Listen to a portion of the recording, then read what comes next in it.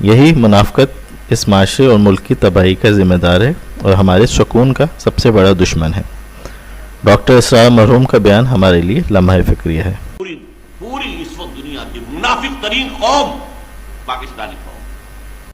اسی طرح اما عائشہ رضی اللہ تعالیٰ عنہ فرماتی ہیں سرکار مدینہ صلی اللہ علیہ وآلہ وسلم کے وصال کے بعد جو بدعت سب سے پہلے ظاہر ہوئی وہ پیٹ بھر کے کھانا تھی، یعنی موٹا پیٹ بدعتی اور نفس کی پیٹ پوجا کرنے والی کی نشانی ہے جو شرک میں مبتلا ہے۔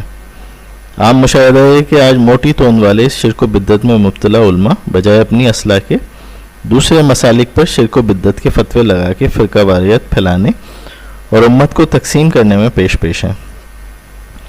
دولت پرستی بھی اسی طرح ہی شرک ہی ہے۔ حضور صلی اللہ علیہ وآلہ وسلم نے فرمایا ہلاک ہو جائے درہم و دینار کا بندہ، نام تو عبد الرحمن ہے لیکن حقیقت میں عبد الدینار ہے۔